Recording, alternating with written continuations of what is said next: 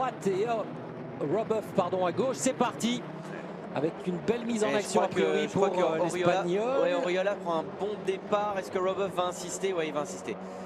Robuff qui n'hésite pas à aller se mettre à l'intérieur et les deux pilotes qui vont être à la limite de se toucher.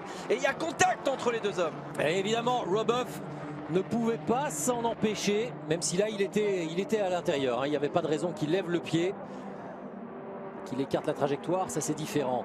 Euf en tête, c'est lui qui a pris le meilleur départ. C'est sorti derrière pour... Ouais, je crois que c'est Yann. Une Honda. Non, c'est Esteban Guerrieri.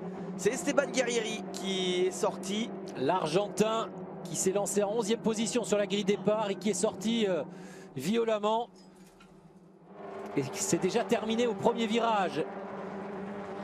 Et attention parce que si on ne parvient pas à ramener sa voiture au stand là, maintenant... il va y avoir safety. Vu où est-ce que c'est, je crains une intervention de la voiture de sécurité. Alors que Robuff s'est envolé devant Pepe Oriola, Denis Dupont est 3e. Ouais, safety car, voilà, ouais. Safety car effectivement. Il faut savoir qu'à Suzuka depuis 3 ans maintenant, dès qu'il y a une voiture dans le bac, on met un safety car. Ouais. Et là, ça a bien tapé pour Esteban Guerrieri, le pilote argentin qui avait hier un petit peu anéanti les espoirs d'Ivan Muller sur la grille de départ en le touchant lors du tour de lancement de la séance qualificative en Q2.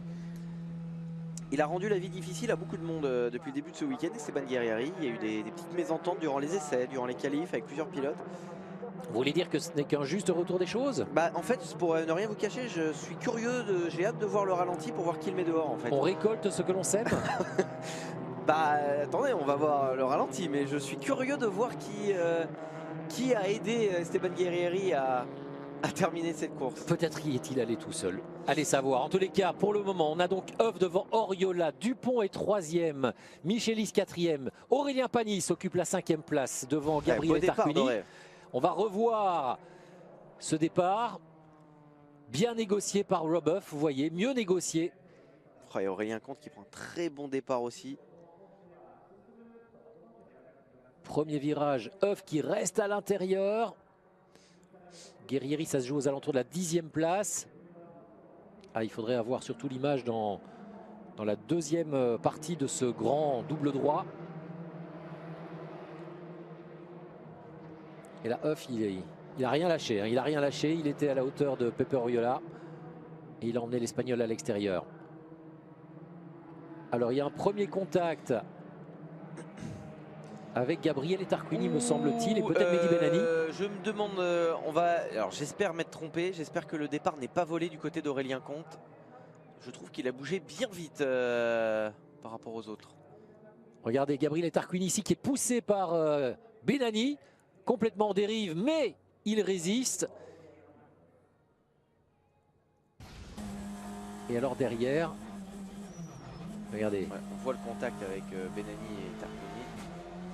Net avec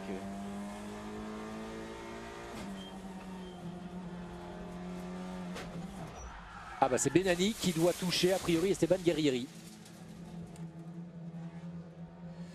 Il me semble, c'est ça. Donc Esteban Guerrieri prend l'ascendant ou passe, tente d'attaquer Mehdi Benani. Bon, il n'y aura pas d'histoire de vengeance pour aujourd'hui. Je pense là c'est un fait de course pur et dur.